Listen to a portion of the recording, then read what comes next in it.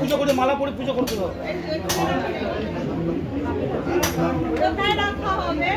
ও ঠাকুর চাই এই ঠাকুর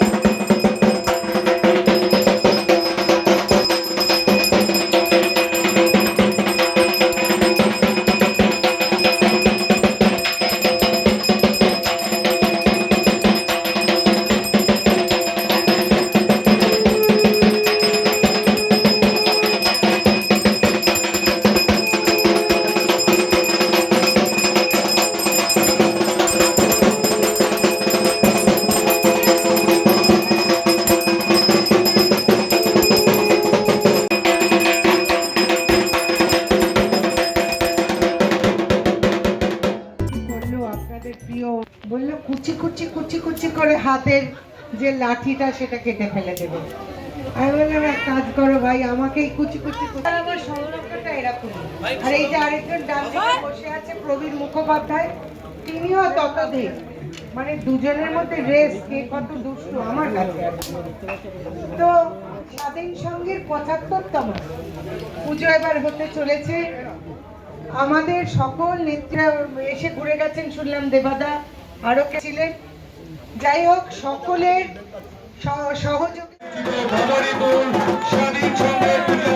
আমি সকলকে অনুরোধ করবো আমাদের সাথে হাতে হাত মিলিয়ে সুরে আগাম শারদীয়ার শুভ সূচনা উপস্থিতিতে উন্মোচিত হলো নতুন শারদীয়ার শুভ সূচনা। মধ্যে আমরা আপনাদের এবছরের ভাবনা কিছুটা আপনাদের সামনে প্রকাশিত করব।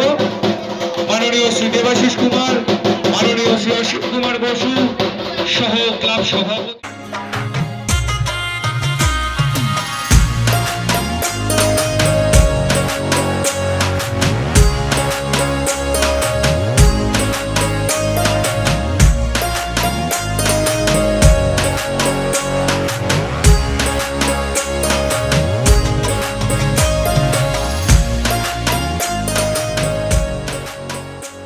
সংঘের ৭৫তম বর্ষে পূজা মণ্ডপ শ্রী অনির্বাণ দাসের ভাবনায় আমি বাবাইদাকে অনুরোধ করছি আমাদের পক্ষ থেকে একটি গাছের চারা অনির্বাণ দার হাতে তুলে দেওয়ার জন্য।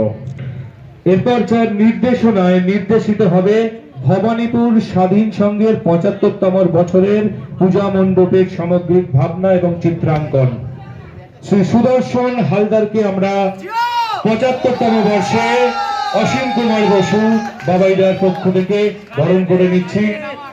সুদর্শন হালদারের জনপ্রিয়তা আপনারা ইতিমধ্যে সবাই মিলে প্রত্যক্ষ করলেন। আমরা এই ভূমি পুজোর পূর্ণ তিথিতে সুদর্শন এবং অনির্বাণকে ভূমি পুজোর অনেক অনেক শুভেচ্ছা এবং শুভ সূচনায় ভবানীপুর স্বাধীন সংঘের ৭৫তম বর্ষে নতুন রূপে নতুন ভাবে 75তম বর্ষে ভবানীপুর স্বাধীন সংঘের স্মারক সূচনায় স্মরণে স্মরণীয় আপনাদের সকলকে অনুরোধ করবো স্মরণে স্মরণীয় হচ্ছে এবার আমাদের বিষয় ভাবনার কিছুটা অংশ। ভবানীপুর স্বাধীন সংঘ 75তম বর্ষে চিরস্মরণীয় এই মুহূর্ত থাকুক আপনাদের সকলের হৃদয়ে। স্মরণে স্মরণীয় এই ভাবনার উপরে বাস্তবায়িত হবে চিত্রায়ন।